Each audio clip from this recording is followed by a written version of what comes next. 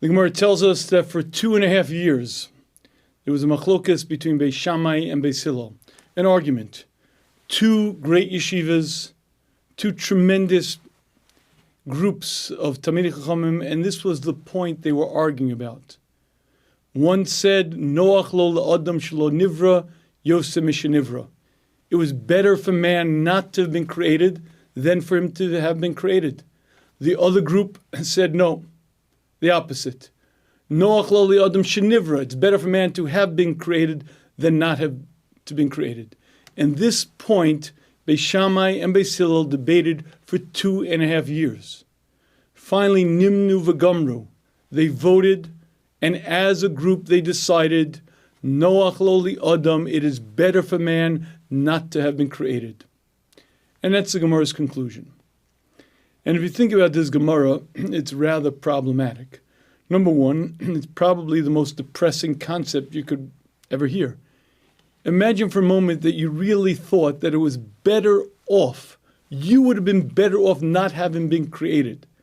I would have to imagine that's a little bit depressing. But far more problematic is the fact that clearly Hashem does not agree. Meaning to say Hashem created man. Now if Hashem thought it was better for man not to have been created, clearly Hashem would not have done it. So how is it possible that both Beis Shammai and Beis Hillel agree? Everyone agrees that it's Noach lo li'adam shelo nivra. It's better for man not to have been created, when clearly their creator doesn't agree with it. So I'd like to see if we could better understand this Gemara and understand, in fact, what concept it shares with us. And to do that, let me focus on something very interesting. The Beis Yosef wrote many svarim, the Kesef Mishnah, the Beis Yosef. He was the Mechaber of Shulchan Aruch. He is really the pivot in halacha. He became, again, the Shulchan Aruch, and that really is the pivot point of halacha in our normative form and fashion. And while the Beis Yosef was a tremendous posek and tremendous halachic source, there is another sefer that he wrote that he only quotes one time. It's called the Magid Misharim, and this is a sefer that describes when a malach would come to learn with him and the various discussions that they had. Now, this is not quoted in Shulchan Aruch. It's quoted one time because Shulchan Aruch is supposed to be man's limud Torah. The Torah was given to Adam to learn, and it's not up in the upper world. So, in fact, he doesn't bring what the Magid, what this malach taught him in Shulchan Aruch, except one place. But in his Magid Misharim, which is a sefer dedicated to exactly these discussions, what the malach taught him, what he asked, etc., etc. Okay, at a certain point in the sefer, he writes that he asked this question to the malach. What's pshat in this Gemara? The Gemara says, Noach lo adam shelo nivra, it's better for man not to be created.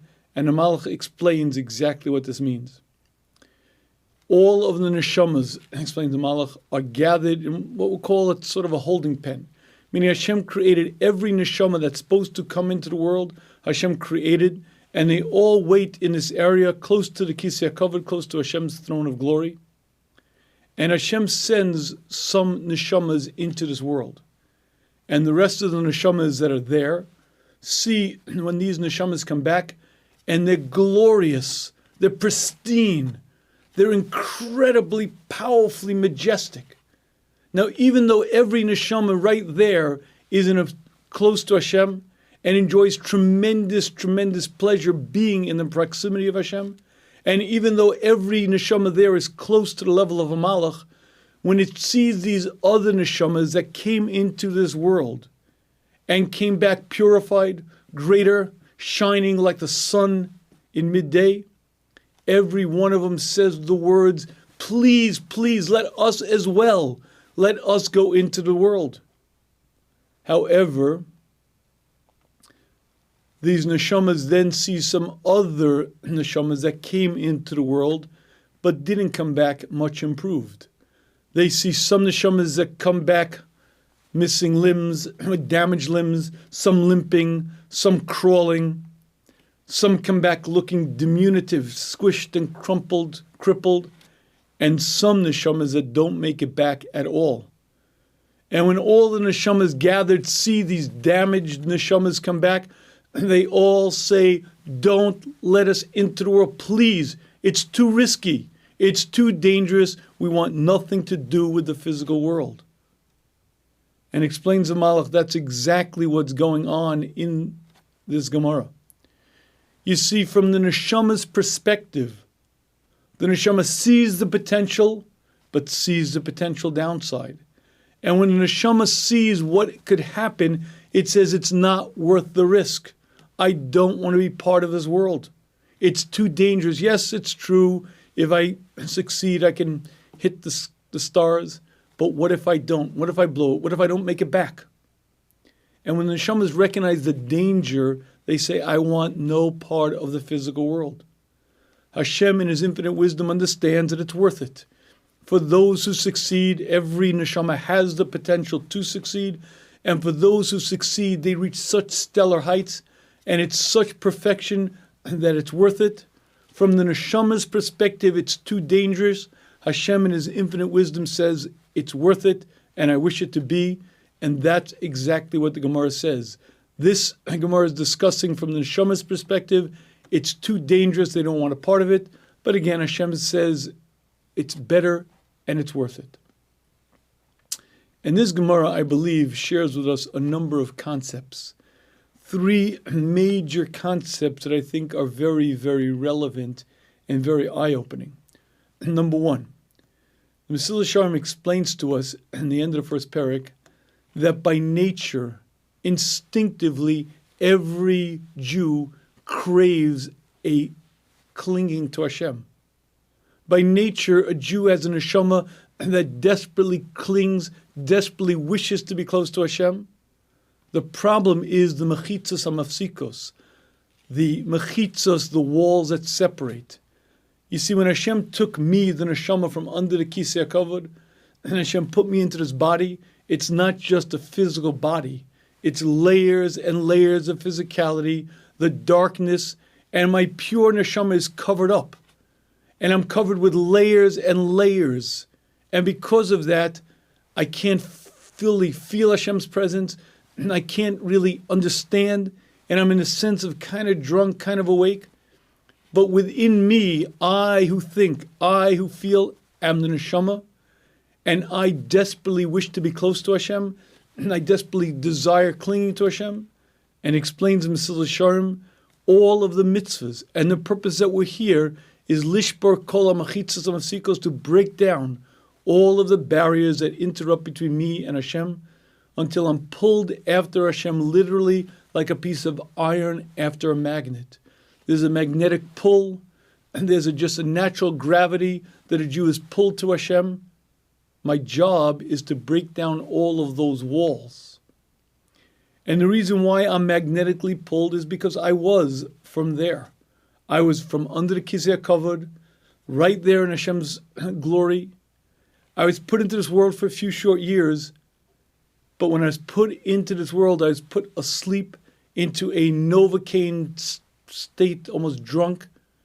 And my job is to cut through the thick barriers, cut through the layers and layers, until I'm naturally pulled to Hashem with my instinct, like a piece of metal to a magnet.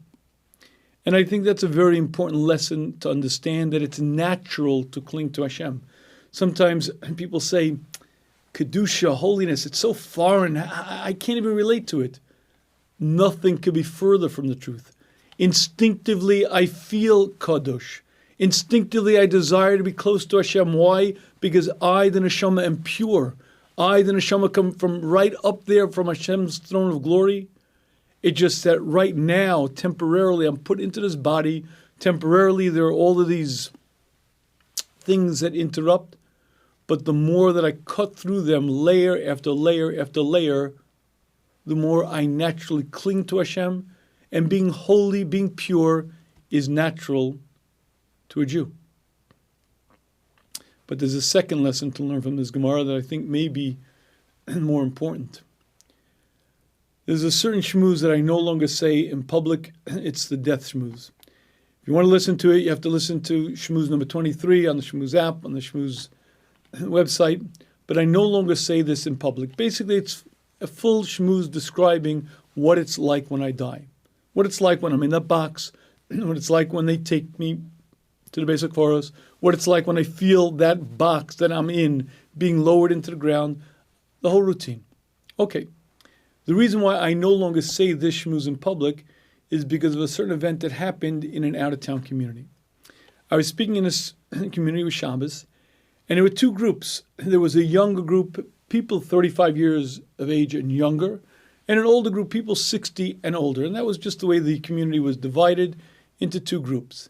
And as I was doing the death shmooze, I noticed that everyone 35 and younger were like, wow, oh, they were like glued, mesmerized.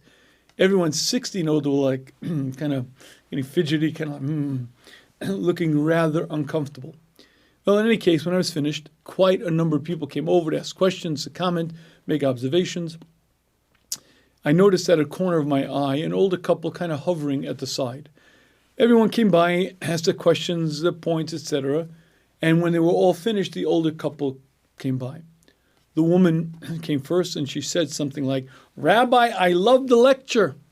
I said, "Oh, thank you very much." Her husband followed suit. "Rabbi, I love the lecture, but." Now, I've been around the block long enough to know that when you hear the words, "Rabbi, I love the lecture, but," this is going somewhere. So I waited to see where this was going. "Rabbi, I love the lecture, but according to what you've just said, I've wasted my entire life."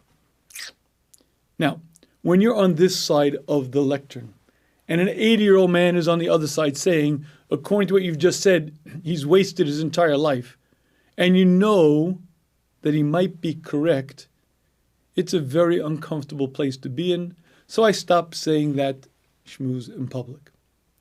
But I want to share with you exactly what he was saying. What he said was, "Rabbi, according to what you said, I've wasted my entire life." And I asked him, "What do you mean?" And he said, "Well, my entire life I made money. I did very well. Since I'm a young person, all I focused on was making money, and I've made quite a lot of it. But according to what you've said, that who I am forever is what I shape myself into. Every conversation with another human being, every mitzvah shapes me, molds me. According to you, I've wasted my entire life." Now, here's the observation. The man was 80 years of age. The man was in a frum shul. He kept Shabbos, put on tefillin every day. But that critical, key question, what am I doing here, apparently never crossed his mind. Now, it's a rather perplexing question that he didn't ask that question. Why? Because he's a mamin. He's a believer. He gets it, right? I believe, I fully accept that Hashem created the world. That means there was nothing, void, absence of anything. Hashem said Vayihi, and 100 billion galaxies, each containing 100 billion stars, came into existence. I get it. There was no sun, no moon, no stars, no ocean, no river, nothing. Hashem said it should be, and everything came into being. I'm comfortable with that. Now, wait a minute. If I accept the fact that Hashem created everything, the sun, the moon, the stars, then, Chigali, Hashem created me as well. Now, wait a minute, 1 second. Maybe, just maybe there's a reason why Hashem created. Oh, yeah. Maybe Hashem put me here for a reason. Maybe there's a reason why Hashem made me. Now, can I ask you a question? How is it possible that an intelligent, thinking human being didn't ask that question? How is it possible that an 80-year-old wakes up to that aha moment suddenly in a lecture on a Shabbos day? And I'd like to share with you the answer and the wonder of Hashem's creation. Hashem is very, very good at doing this thing called creating the human being. And Hashem is very, very capable of putting the human being in a state of absolute equilibrium, where it's literally possible for an intelligent, thinking person to be sound asleep at the switch.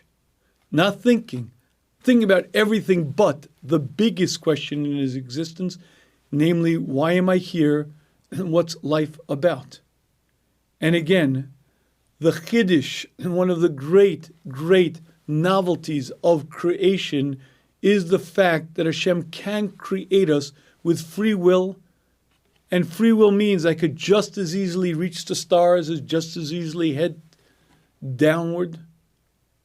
But that requires the ability to not remember where I'm coming from, not remember why I'm here, and never even be plagued by the question, why? But here's the real point. What if you wake up at 40, at 60, or certainly at 80, and you realize that I would have been better off not being born? What if you realize that you blew it? You were once upon a time a pure neshama. Once upon a time you were up there in a pristine, pure state, close to Hashem. And in that beautiful, beautiful, enjoyable state. And then you were put into this world with the opportunity to become even greater, and to become greater than any creation ever made. To become so great that malachim, angels, look up at you with awe. But you didn't do that. You came into this world and you blew it. You wasted your time, you frittered it away. You basically accomplished nothing. You made some money, then spent that money, made some money, then spent that money, made some more money, and then you died. At that point, you realize that you would have been better off not being born. Could you imagine the pain? Could you imagine the understanding? For eternity, I had this golden opportunity, this immense, unbelievable, that I was really afraid to take. And I really didn't want to do it. But Hashem said, no, it's better. Because you can, and you might well, and you might actually reach the stars. But I was put into this world, and I didn't reach the stars. I blew it. And I would have been better off not being born. I cannot imagine a more painful, more devastating wake-up than that. And that, I believe, is a major point that this Gemara is sharing with us. Because when we understand that the neshamas were up there, every one of us, pure, holy, enjoying the tremendous pleasure of being close to Hashem, and we were put into this world for one reason, to give ourselves the opportunity to be even greater. And Hashem said, I'm going to put you here because if you reach the stars for eternity, it'll be so, so worth it. Knowing that many neshamas come back pure, many neshamas come back shining like the sun, but also knowing that many don't quite make it back that way, and some don't make it back at all. Being aware of that can let me wake up now while there's still time. And this Gemara is not relevant once my time is up. This Gemara is relevant now when I still have a chance to put my life in gear, when I still have a chance to change, to grow, to accomplish, to set real goals and stick to them. If I could wake up to this concept now, my life can be exactly what it's supposed to be. And again, I believe that this is a major concept and the Gemara shares with us. Number one, understanding that I, the neshama, naturally, instinctively, of course, want to be close to Hashem. It's simple. It's the most natural craving that a neshama has. My problem is these heavy layers of physicality, and I have to cut through them layer after layer. That's what every mitzvah does. That's what learning Torah does. That's what chesed does. That's what tzedakah does. Learning to become kadosh. Not that it's foreign to me. Not that being holy is something outside of me.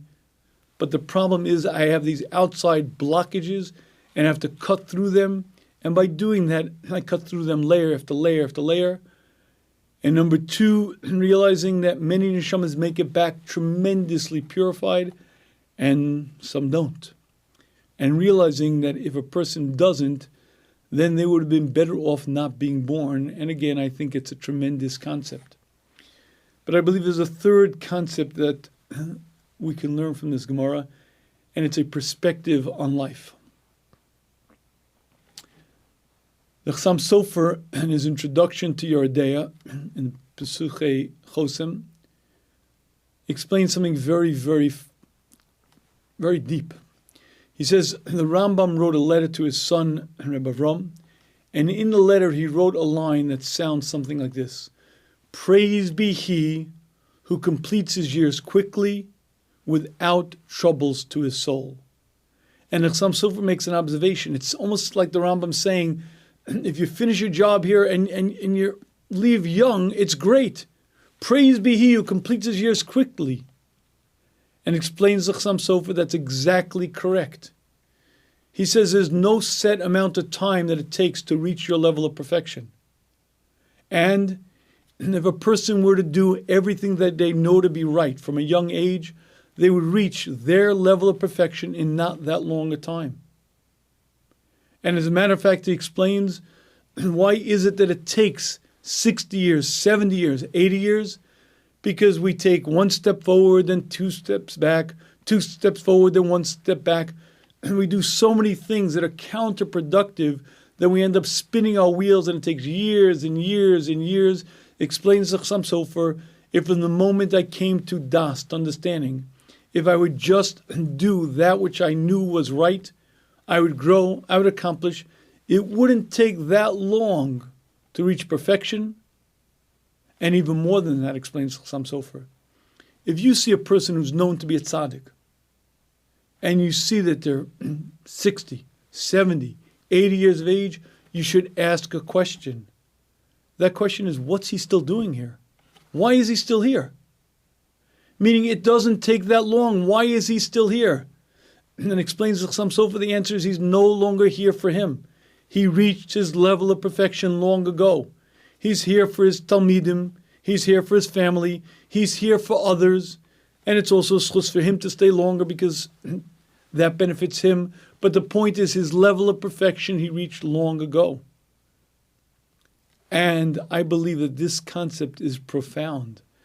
Because there are many times when you hear about someone who's great, who dies at a young age, and people come up with all kinds of theories. Oy vey, the midas hadin. It must be a kapara for the generation. It must be who knows what wickedness we're involved in, and he saved us from it. Now, it could be true, and it could be a lot simpler. It could simply be the fact that this person finished their job. It could well be that at 35 or 38 or 40 or 48, he finished his job. The Ramah lived to 33 years of age. The Ramah.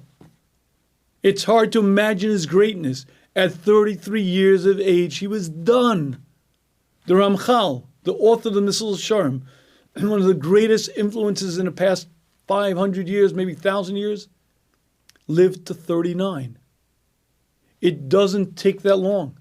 And when you read about someone or hear about someone who leaves this earth at a young age, and you know that they really, it doesn't make sense, it's tzaddik. Why him? The answer may well be that he was done his job, and he no longer had to be here. As the Rambam says, praise be he who completes his years quickly without troubles to his soul. And I believe what this Chassam Sofer is sharing with us, and it's something that this Gemara really amplifies, is this single concept. And we're here for a few short years on a mission with an exact plan. But the purpose is extremely well defined. It's defined vis-a-vis how much of me I became. And the question that they ask me when I'm done here is one simple question. How much of my potential did I reach? Not who am I compared to you, not who am I compared to tzaddikim who lived hundreds of years ago. Who am I compared to what I could have been, 80%, 60%, 40%? But the point is, it's a world with a purpose. I'm put here to grow, to accomplish, to change the essence of me. It doesn't take that long.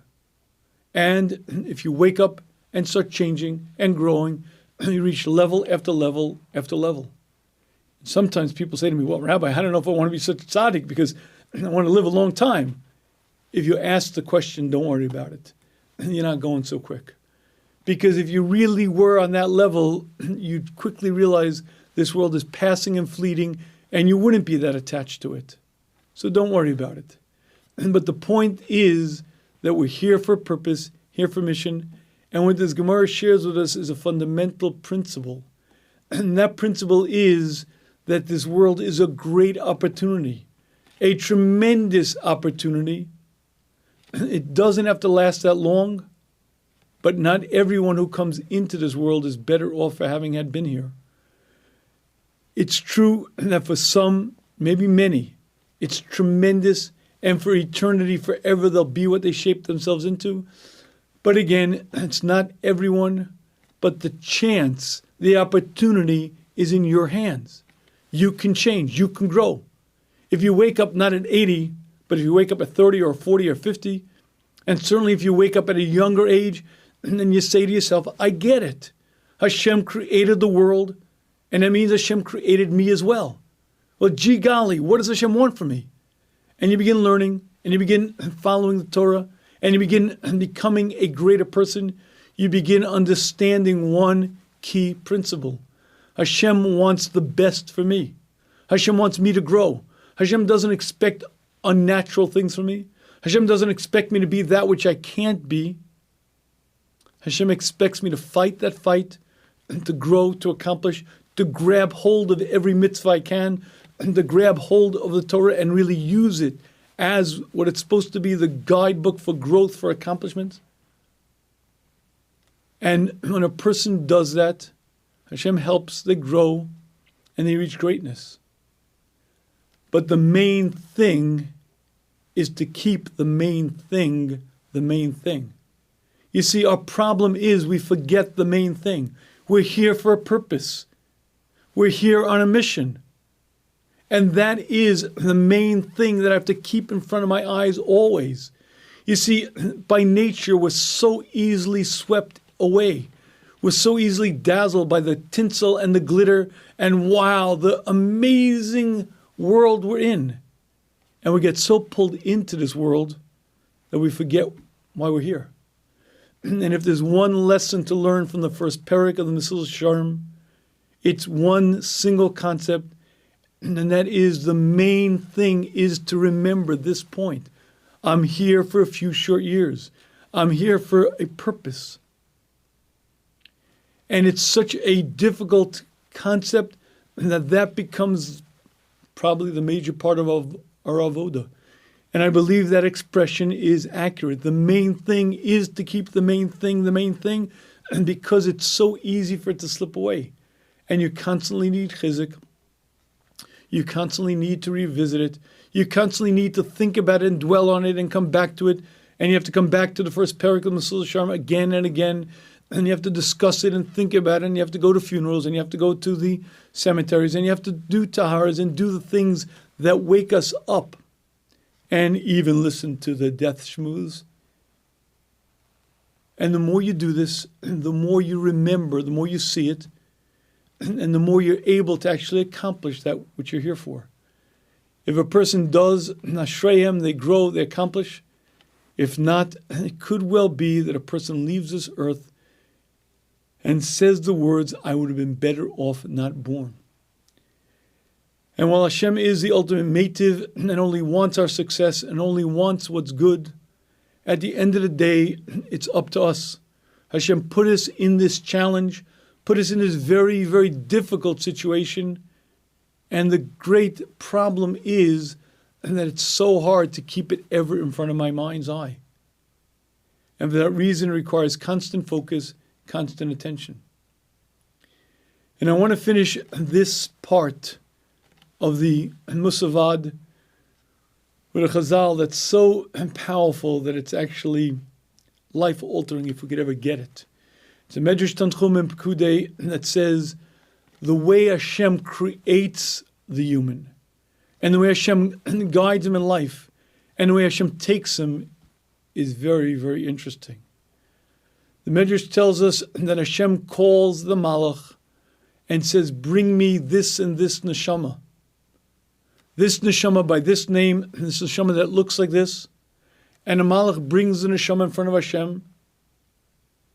And Hashem says to the neshama, I want to put you into the world. And Hashem says, no, Hashem, please, I'm very happy here. Your Majesty, Amelech, Hashem, please, I'm very pleased, I'm very happy. Please let me stay. Hashem says, you don't understand. I created you for this purpose. It's for your best. I'm going to put you into the world.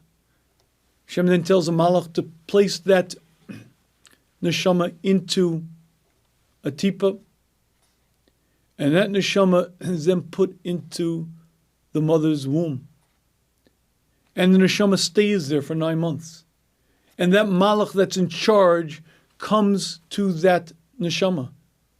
And it takes the neshama all across the world. The first night, it brings the neshama to Gan Eden, and it shows the neshama tzaddikim, shining, glorious. And the Malach asks the neshama, do you know who those people are? The neshama says, no. Says the Malach, those are people, neshamas like you, who were put into this world, and they listened to Hashem's mitzvahs. They accomplished, they grew. Look what they became, and now for eternity, this is what they are. And the neshama is wide-eyed, open, in wonder. Wow. But then the Malach takes the neshama further on the journey, takes the neshama to Gehenna. And there, the neshama sees other neshamas who are, if we can understand what it means, burning and in pain, crying out, ay, ay, ay, screaming in utter agony. And the Malach says to the neshama, do you know who those are? The neshama says, no. The Malach says, those are neshamas just like you, that Hashem put into the world, and they didn't listen to Hashem. Don't be like them. And the Medrash tells us that Malach takes the neshama all across the world, and takes it to the place it will be born, takes it to the place where it will die, shows it everything that's going to happen. And then the Malach brings it back into the mother's womb. And the Medrash says Hashem places 2 bars on the womb because the neshama would like to escape. It doesn't want to stay. But Hashem won't allow it. And it stays in the womb for 9 months. And when the baby is born, it forgets the Malach, forgets where it came from. And when it first comes into the world, it doesn't know much. It's treated with great celebration. It's treated like it is a celebrity. And the first few years are wonderful. And then the neshama, now a child, begins growing and begins learning and begins doing things children do. Maybe he goes to school, and then he gets a little older. Eventually he gets married. And eventually he has to begin working very hard. He has to earn a living. He has to take care of his family, and he works and he works and he works and he works. And eventually he gets older and older, and he reaches a certain age where life is no longer enjoyable. He reaches a certain age when he's decrepit and he's aged, and everything aches and everything hurts. And he reaches a little bit older when his mind leaves him, and his ability to speak clearly isn't always there. And even his own family look at him as a poor nebuch. Look at the poor old man. And his grandchildren, maybe politely but kind of under their breath, mock him. Oh, the old man. And he reaches a certain point where he has no pleasure from this world. His body is broken. His mind no longer functions. He's now in a state of utter despair. He can't help himself. He certainly can't help others. And everything is a burden to him, and he is a burden to others. And he gets a little older still, and life becomes worse. And finally, when it's really, really bad, the Malach comes again. And the Malach says, do you recognize me? And the neshama says, yes, I recognize you. What are you doing here? And the Malach says, against your will, you were formed. Against your will, you were born. Against your will, you will die. And against your will, you'll stand in front of Hashem for judgment. And says the Medrash, at that moment, the old man lets out a scream, a cry that goes from one end of the earth to the other. Human ears can't hear it, but it's the neshama, the person screaming out with all of his strength, no, no, don't take me, leave me, leave me, leave me. It's enough you took me and put me here. It's enough you forced me to be here. Don't take me back. But the neshama has no choice. And the malach says, against your will you were created, against your will you were born, against your will you will die. And the neshama is taken out of his body and stands in front of Hashem. And I have one very key observation about this medrash. The man at that stage is old, he's decrepit, his body is broken. What's he crying for? Life can't have any enjoyment anymore anyway. And now when the malach comes for him, why is he crying? He's finally at a stage where life is really, really rough. There's nothing left. His mind doesn't work, his body doesn't work. Everyone mocks him and makes fun of him. He's no longer anything or anyone. Why is he crying then? And why does he let out a cry that goes from one end of the earth to the other? And I believe the answer is because at that moment, it all becomes clear. You see, he knew it all along, but it was submerged and pushed down. And it was always a part of him, but it was a part of him that he could deny. And there's a part of him that he could keep under wraps. But that single reality, that I'm alive to accomplish, to grow, every minute is a chance to change myself, to become a different human being, to become for eternity what I could be, every minute is golden. That reality hits him then like a thunderbolt. Because at that moment, as he's about to leave his body, the body no longer has the hold on him. And the layers and layers of physicality are no longer blinding him. And in that moment of clarity, he gets it. Up until that moment, he didn't have it fully. It was always there, but it was submerged under layers and layers. At that moment, he gets it. The secret to life is not to wake up at that moment. The secret to life is waking up now. And waking up to the single reality. Hashem is generous, magnanimous. Hashem created the whole world for one purpose, to give to us. But the ultimate benefit to man is to allow man to earn his reward, not to be one who's just given and given. But Hashem is the ultimate mative, the ultimate giver, and wants man to have the opportunity to earn it so that it's his forever, not a gift that he has to be embarrassed about, but something that he actually earned and he can enjoy. And for that reason, and for that reason only, Hashem created the whole world. The sun, the moon, the stars, and everything my eye sees. And Hashem put us into this world. And this opportunity is the most golden opportunity in existence, but it's also dangerous. As an neshama, when I was there, I didn't want a part of it. And when I leave this earth, I'll look back with very different eyes. But it is the most incredible opportunity to grow, to change. The secret of life is to wake up to life. The secret of life is to ask myself, what am I doing here? To constantly focus on, why does Hashem create me? What's life about? What am I doing in this planet? What's the purpose of my existence? And the more a person focuses on that, the more they realize the golden opportunity of every second, the more they realize the opportunity right there to grow, to accomplish, the more beautiful their life is, because their life has fundamental, real, deep meaning. And clearly, the more they become the person that they were destined to be.